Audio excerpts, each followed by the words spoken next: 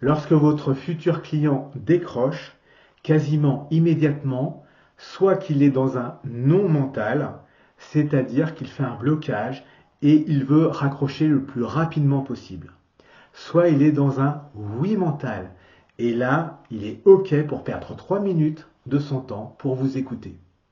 La personne va prendre cette décision en fonction de vos premiers mots, mais surtout de son ressenti. Alors comment fait-on pour mettre quelqu'un dans un ressenti positif? Grâce au pouvoir de votre voix et surtout de vos intonations.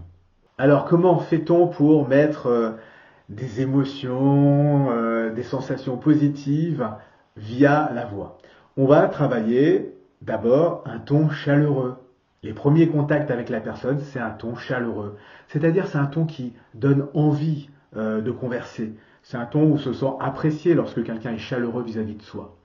La voix chaleureuse, c'est une voix qui est placée au niveau du plexus solaire et on travaille sur le timbre de la voix et puis sur les voyelles. Et un ton chaleureux, c'est extrêmement contagieux. Ça donne envie d'établir le contact.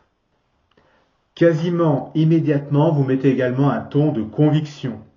Le ton de conviction, c'est quelque chose qui est important pour un vendeur, c'est-à-dire que il faut que, en tant que vendeur, je croie à mon produit pour que mon client croie également à mon produit.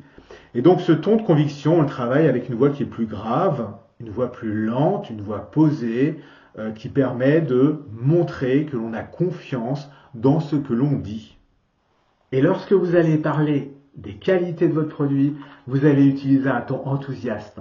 Tout simplement parce que vous croyez que votre produit, ça va rendre service à votre client. Et que votre client, parce qu'il a acheté votre produit, eh bien, sa vie va être un peu plus positive. Le ton enthousiaste, c'est un ton qui est extrêmement contagieux, comme les autres tons que je présente, parce que c'est un ton qui donne envie.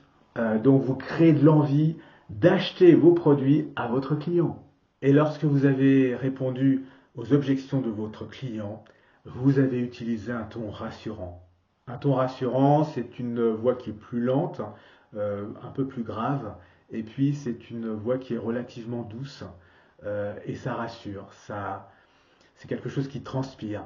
Et donc, si vous avez un excellent service après-vente, un excellent produit, et en plus vous avez une voix qui est rassurante, eh bien, vous créez chez votre client de la confiance.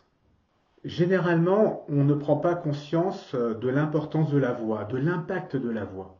En communication en présentiel, euh, les mots, c'est que 7% d'impact. Les gestes et les postures, c'est 55%, donc c'est énorme. Et la voix, c'est 38%. C'est beaucoup, beaucoup plus que les mots.